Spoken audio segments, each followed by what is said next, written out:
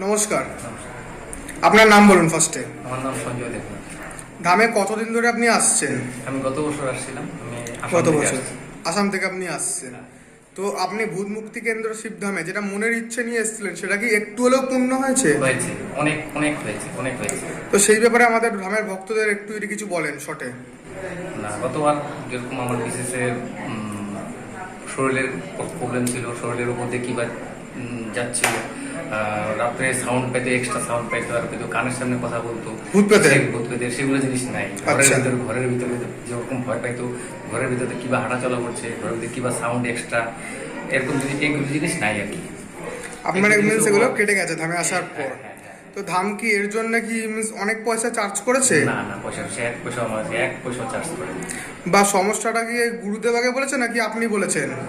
আমি বলিনি, গুরুদেবই বলছে আমার।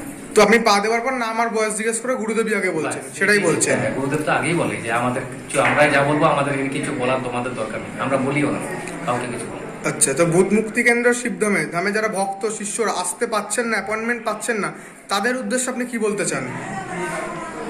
তাদের উদ্দেশ্যে আমি একটা কথাই বলবো যে ধামের যে ফটোটা আছে, ফটোটা ঘরে বসিয়ে তাদের পূজা করুক তাদের ধামের নামে। এটা কোনো উপকার করুক, এটা উপকার পাবে। আর যেটা নাকি ধামের মহামন্ত্র আছে সেটা জপ করুক, ওম নমঃ শিবায় শক্তিরূপে গুরুপীঠ আনন্দ নম ওম, জপ করুক, অনেক উপকার পাবে যতক্ষণ পর্যন্ত না আসতে পারে আর কি।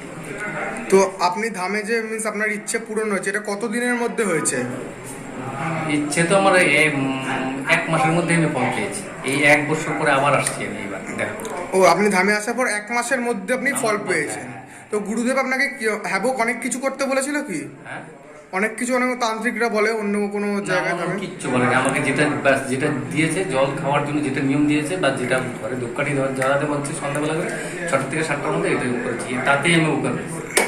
জল ধূপকাঠি এতেই শিবধাম থেকে আপনি উপকার পেয়েছেন আপনি বলছেন? কবর দিয়েছে আর কবচে উপকার পেয়েছেন, তো আপনি খুশি একদম, হ্যাঁ, এটা বলছেন? সেই জন্য তো আমি আবার আসছি এবার।